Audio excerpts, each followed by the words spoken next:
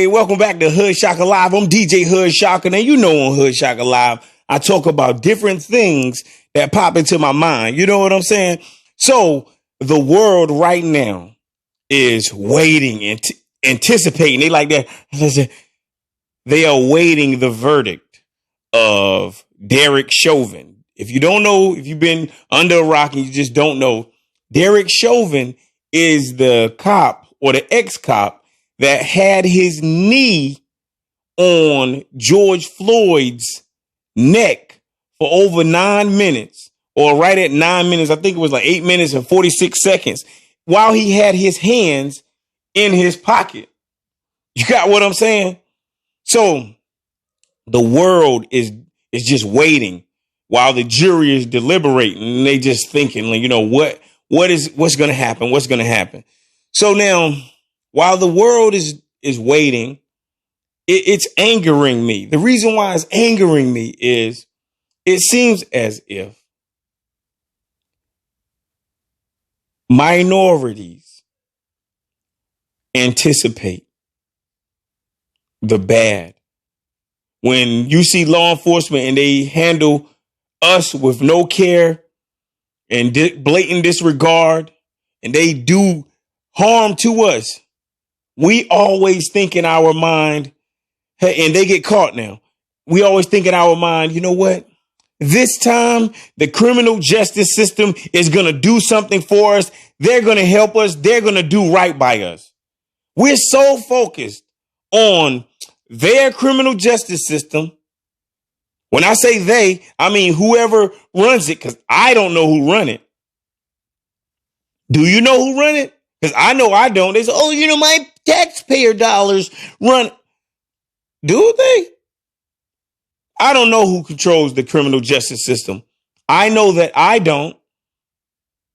Look, we have to stop depending on this criminal justice system to do right by us. We really have to stop in our mind. That's what I'm talking about. I'm talking about a mental shift. So when I say we have to stop depending on it, I ain't talking about we have to get it out of our mind that someone is going to do right by us. You know, I'm not saying, oh, who cares about the system and this, that, and that. No, that's not what I'm saying.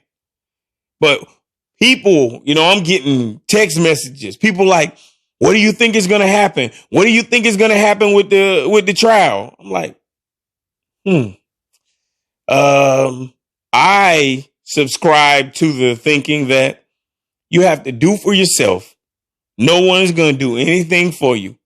This is how I automatically think. I don't just automatically think that justice is going to be served. And what's justice? What is justice? You know, but what I'm going to do, though, is that I'm going to let this video, the video that I'm about to play, I'm going to let this video give you the information that you need. Because listen, man, this female, how she sums it up, look, she's so articulate. She knows, I'm telling you, when I tell you she has perfected creating a sentence and putting those sentences together. Oh, she is good with it. So I'm going to let her sum things up, and she's just excellent. She's a lot smarter than me. So that's the reason why I'm getting ready to play this video for you. But I really like how she says the things that she's saying. And I'm so tired of all these negative things happening to minorities. Jurors are deliberating the fate of disgraced ex-cop Derek Chauvin, who's facing 3 charges in the death of George Floyd last year.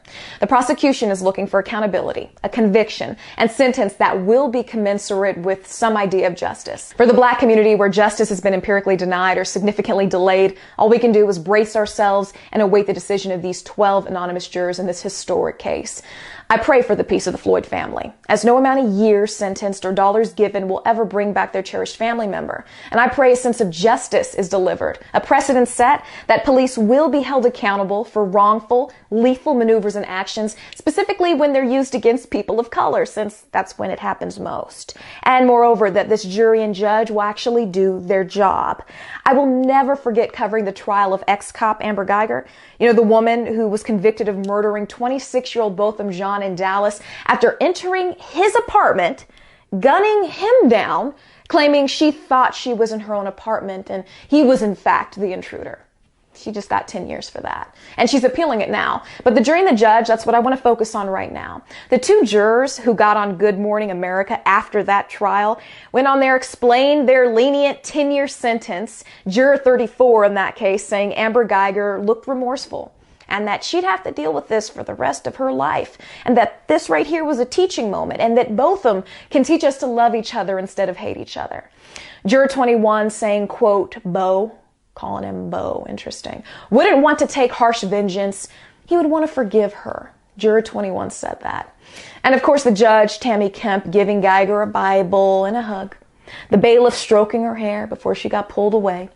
Everyone wanting a rainbow moment so bad, evading true responsibility as a juror, which isn't to think what a deceased victim would want, which is impossible, or even imbue your verdict with some Hollywood sense of silver lining that makes it easier for all of us to sleep at night.